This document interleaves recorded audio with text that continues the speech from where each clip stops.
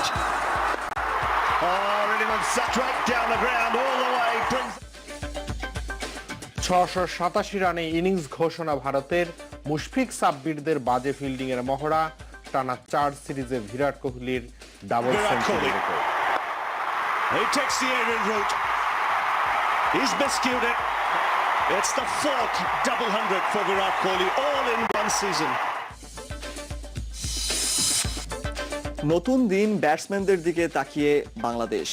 হায়দ্রাবাদে প্রত্যাশা মেটাতে না পারলেও বিচলিত নন সাবেকরা। ভালো একটা ওপেনিং স্ট্যান্ড দিতে পারে, পরবর্তী ব্যাটসম্যান কিছুটা হলেও একটু রিল্যাক্সড খেলার একটা সুযোগ থাকে।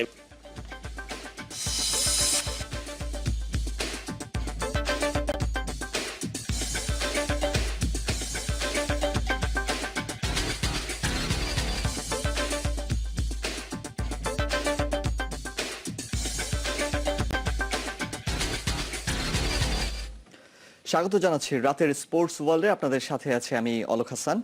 আমি আহমেদ রাকিব। প্রয়োজনের শুরুতেই জানাতে চাই ভারত বাংলাদেশের মধ্যকার হায়দ্রাবাদ টেস্টের খবর। এক ডাবল সেঞ্চুরি, 2 সেঞ্চুরি আর 3 হাফ সেঞ্চুরিতে 687 রানের বিশাল স্কোর গড়ে প্রথম ইনিংস ঘোষণা করেছে ভারত। টানা 4 সিরিজে ডাবল সেঞ্চুরি হাঁকানোর কীর্তি করেছেন অধিনায়ক বিরাট কোহলি।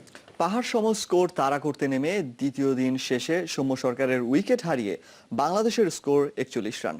646 রান পিছিয়ে থেকে নতুন দিনের শুরু করবেন তামিম মুমিনুল। হায়দ্রাবাদ থেকে আরো জানাচ্ছেন সালাউদ্দিন সুমন। শেষ বিকেলে 8 নম্বরে নেমে রবীন্দ্র জাদেজার এমন 50 উদযাপনী বলে দেয় হায়দ্রাবাদ টেস্টে কতটা নির্বিষ ছিল বাংলাদেশের বোলিং। আর পরের বলেই মুরালি বিজয়ের সেঞ্চুরি, কোহলির ডাবলের পর তৃতীয় ব্যাটসম্যান হিসেবে ক্যারিয়ারের প্রথম সেঞ্চুরি তুলে নেন ঋদ্ধিমান শাহ। টানা 3 টেস্টে প্রথম ইনিংসে 600-র বেশি রান করার রেকর্ড গড়ে ভারত। 6 উইকেটে 687 রান তুলে ইনিংস ঘোষণা কোহলির। তাসকিন সাকিবদের বোলিং ব্যর্থতার সঙ্গে দিনের শুরু থেকেই সঙ্গী হয় বাজে ফিল্ডিং। 62 রানে থাকা রাহানের সহজ ক্যাচ হাতছাড়া করেন। 299 বলে 222 রানের জুটি গড়েন বিরাট কোহলি আর রাহানে। দিনের 24তম ওভারে 82 রানে তুষ্ট রাহানেকে ফেরান তাইজুল। রিভিউ নিয়ে জীবন পান 180 রান করা কোহলি, আর তাইজুলের বলে উইকেটকিপার মুশফিকের বদন্যতায় স্ট্যাম্পিং থেকে বেঁচে যান 4 রান করা ঋদ্ধিমান শাহ। টানা 4 সিরিজে ডাবল সেঞ্চুরি হাঁকানো রেকর্ড গড়ে তাইজুলের শিকার হন বিরাট কোহলি। ভারতীয়দের রান তখন 5 উইকেটে 495। এরপর অশ্বিনকে মিরাজ ফেরালেও ঋদ্ধিমান 106 রান তুলেছিলেন অপরাজিত। দিনের বাকি 14 ওভারের জন্য ব্যাটিংয়ে নামে বাংলাদেশ। পাহাড় সম রান তাড়া করতে নেমে সে সময়ও নিজেদের অক্ষত রাখতে পারেননি তামিম সৌম্যর উদ্বোধনী জুটি। ব্যক্তিগত 15 রানের তুষ্ট থেকে উমেশ যাদবের শিকার হন সৌম্য, আর টাইগারদের স্কোর তখন 41। মুমিনুলকে সঙ্গে নিয়ে নতুন দিন শুরু করবেন 24 রানে অপরাজিত থাকা আরেক opener Tamim Iqbal.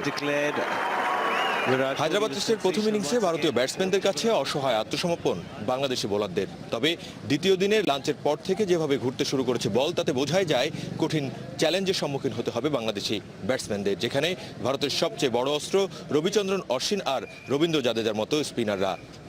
Salauddin Suman, Jamuna sports, Rajiv Gandhi stadium, Hyderabad, Bharat. রেকর্ডের ফুলঝুরিতে বিরাট কোহলি গড়ে চলেছেন একের পর এক নতুন কীর্তি। বাংলাদেশের বিপক্ষে হায়দ্রাবাদের একমাত্র টেস্টের ডাবল সেঞ্চুরি করে অনন্য এক রেকর্ডের মালিক এখন ভারতের অধিনায়ক। টানা 4 সিরিজে ডাবল সেঞ্চুরির সাথে ঘরের মাঠে এক মৌসুমে সর্বাধিক রান সংগ্রাহকও হলেন এই ডানহাতি। বাংলাদেশের বিপক্ষে ডাবল সেঞ্চুরি করে ক্রিকেট বিশ্বে অনন্য এক রেকর্ড বুকে নিজের নাম তুললেন ভারতের অধিনায়ক বিরাট কোহলি। টানা 4 সিরিজে দৃষ্টিনন্দন ব্যাটিং করে আদায় করেন 4টি ডাবল সেঞ্চুরি।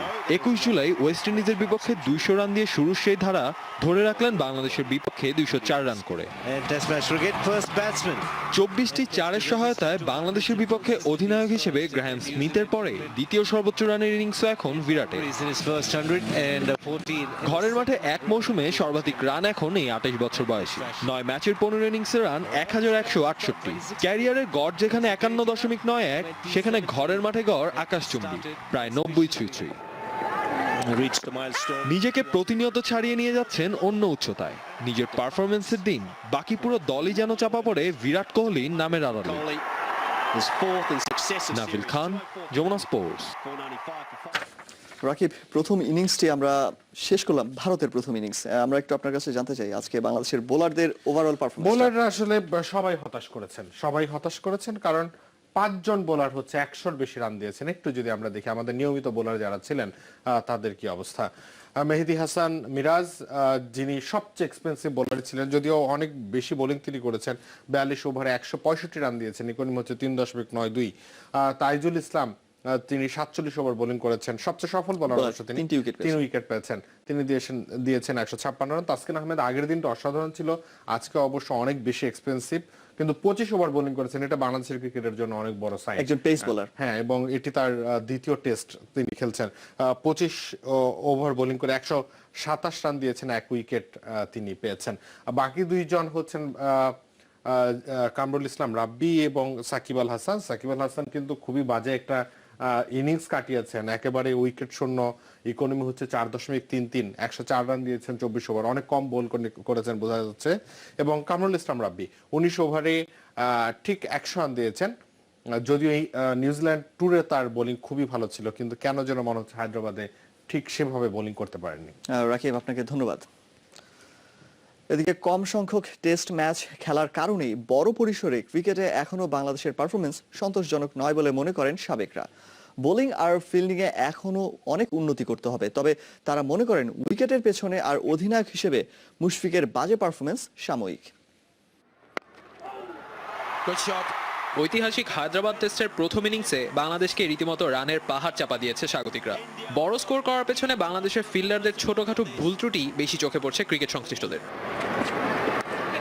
সবশেষ নিউজিল্যান্ড সিরিজে কোনো সাফল্য না পাওয়ায় আত্মবিশ্বাসের ঘাটতি পারফরমেন্সে প্রভাব ফেলছে বলে মনে করেন সাবেকরা। সমালোচনা করেন অধিনায়কের সিদ্ধান্তেরও। সবকটা খেলা হেরে এসছে বলেই আমার মনে হয় তাদের যে কনফিডেন্স লেভেল যে হাই ছিল প্রায় টু গোয়িং টু নিউজিল্যান্ড, আমার মনে হয় ইন্ডিয়াতে ঠিক সেই সিচুয়েশনটা না, যে জন্য আমরা অনেক ক্ষেত্রেই ল্যাপসেস দেখছি। সাকিবকে আমি কোনোদিন স্লিপে ফিল্ডিং করতে দেখিনি। লেফট হ্যান্ডের জন্য ডান দিকে যেটা ক্যাচ যাবে সেটা একটু ডিফিকাল্ট। যেমন কালকে মাহমুদুল্লাহ রিয়াদকেও বোলিং করাতে পারতো, সাকিবকেও বোলিং কম করিয়েছে, কি কারণে আমি বুঝলাম না। শুধু ক্যাপ্টেন হিসেবেই নয়, উইকেটের পেছনেও মুশফিকের পারফরমেন্স সন্তোষজনক নয়। তবে এসবের পেছনে আঙুলের ইনজুরিকেই বড় করে দেখছেন শফিকুল হক হীরা। It could be a reason that our fingers are still not 100% fit. So এটাতে হয়তো থিঙ্কিংয়ে এফেক্ট করছে। নিশ্চিতভাবে ব্যাকফুটে থাকলেও এখনো প্রতিদ্বন্দ্বিতা করার সুযোগ আছে বলে মনে করেন ইশতিয়াক আহমেদ। এজন্য ব্যাটসম্যানদের দায়িত্বটাই বড়। ভালো সূচনা হওয়াটা খুব প্রয়োজন। যদি ভালো একটা ওপেনিং স্ট্যান্ড দিতে পারে, পরবর্তী ব্যাটসম্যান কিছুটা হলেও একটু রিল্যাক্সড খেলার একটা সুযোগ থাকে। ব্যাটিং এর জন্য হায়দ্রাবাদের উইকেটকে প্রাণবন্ত বলছেন দুই সাবেক ক্রিকেটারই। Trailing by 646. Nagib Bahar, Jamuna sports, Dhaka. নারী বিশ্বকাপ বাছাই স্কটল্যান্ডকে 7 উইকেটে হারিয়েছে বাংলাদেশের মেয়েরা।